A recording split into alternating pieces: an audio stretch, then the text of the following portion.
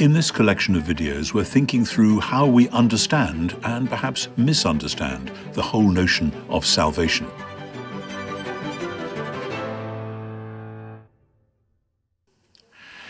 In some of the previous videos in this sequence, we've looked at how the story of the whole Bible showcases salvation, salvation for God's people, but also salvation for God's whole creation. I now want to pause and just reflect on what happens if we don't tell that whole Bible story.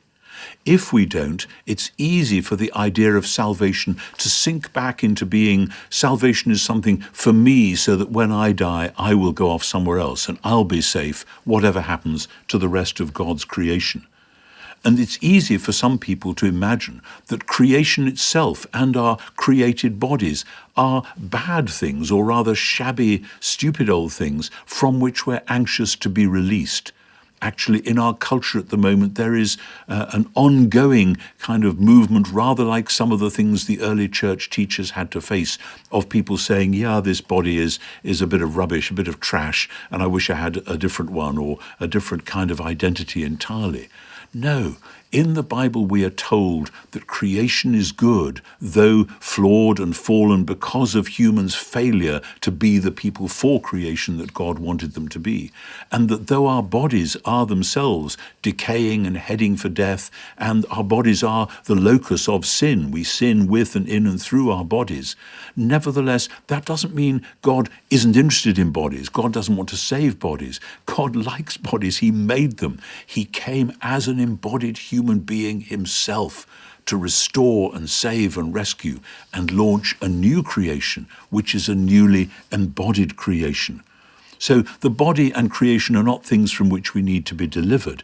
It's easy to get that wrong. People look around the world, what we call loosely natural disasters, at sicknesses, at all sorts of things which seem to be deeply embedded within the world we know, and which make us say, if there is any logic or meaning to the world, this ought not to be thus.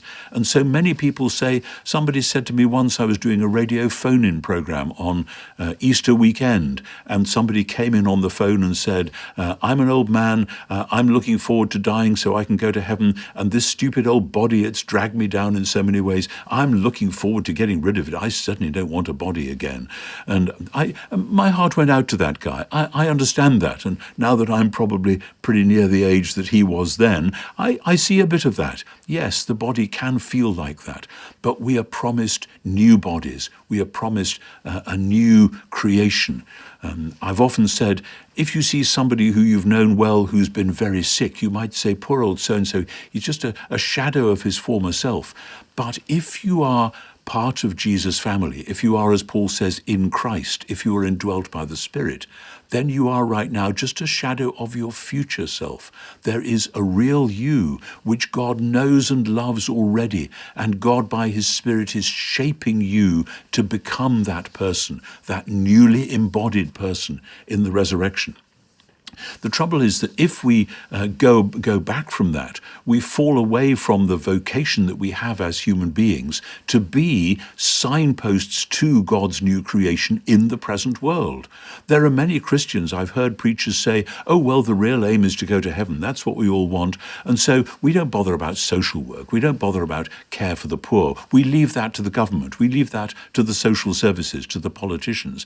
It's tragic when preachers say that, because actually the church through the ages has had pretty good form on education and medicine, and especially care of the poor, at a time when, in the early Roman Empire, these were not things that people knew in their bones they ought to do. People in the ancient Roman world looked at the poor and said, well, they're obviously poor because they deserve it. They're tough. I'm going to feather my own nest. I don't care about them. But the Christians cared about the poor, even when they weren't anything to do with them. People were surprised. What's that about? Well, we are people of salvation, and salvation means God's new creation, breaking in already here and now. So just because we look at the present world and see that it is transient, see that it's incomplete, see that it is, as Paul says, groaning in travail, like a woman going through the labor pains of childbirth, that doesn't mean that creation is evil. Rather, it means that new creation is to be born from the womb of the old. Romans chapter 8 is worth detailed study on that point. Creation was always the early phase of God's plan, the plan to create a world in which he would come and live with his image-bearing creatures. The dwelling of God, remember, is with humans. And the problem comes when we read Genesis 1 and 2 simply as a moral examination, which people fail, because then we scratch our heads and say, oh dear, we've all failed this moral exam. What's going to happen? And somebody comes along and says, well, you obviously deserve to die. And then we say, oh dear, but how can I do that? And then we hear a gospel word which says, actually, somebody else died in your place. And well, I'd rather people believe that than that they believed in, say, Buddhism or other types of philosophy. But actually, the point of Jesus dying in our place is not because there was a moral examination which we've all failed, but because he was taking on himself the weight of the world's evil, the chaos and disaster of the whole creation.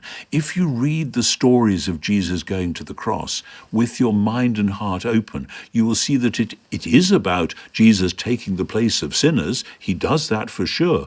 But it's about creation itself, the eclipse, the darkness of the anger and bitterness and betrayal that people heaped onto Jesus. It's as though the stories are saying, this is where the evil of all creation did its worst. And that was the place where God himself in person did his utmost and rescued the world from that sin and death and darkness and chaos by dying under its weight, and then by launching in his resurrection the new creation. It's only when you see the story that way that you feel the force of the resurrection. Tragically, so often when people have the old image of salvation as just going to heaven in their heads, they preach sermons on Easter Day saying, Jesus is alive again, therefore there is a heaven and you can go there. That's not the point of the Easter stories. The point of the Easter stories is that God has launched his new creation on earth as in heaven and is now recruiting people to be part of that project. Because the project is now Genesis 1 renewed, the Abraham project renewed, creation and new creation, covenant and new covenant. And just as Adam and Eve were called to be image bearers, the people of Israel were told, you are to be the royal priesthood. And in the book of Revelation, right at the end, well, actually several times in the book of Revelation, but also near the end, the people are told that you have been rescued, saved, not in order that you can go to heaven and loll around doing nothing in particular for the rest of eternity, but so that you can be the royal priesthood. Royal because as image bearers you are reflecting God's stewardship into the world. The priesthood because as image bearers you are reflecting the praises of creation back to God. When those who follow Jesus are captured by that vision, they find they have a new vocation which fans out into 1,000 different ways of putting this into operation, because the whole Bible is telling the story of creation and new creation, not of the abolition of creation, but its rescue, its salvation. And when we claim that lovely word salvation, that is where we're putting ourselves on the map of God's purposes. We have several videos in this series on the whole meaning of salvation. Please feel free to click the link to follow and watch the next one.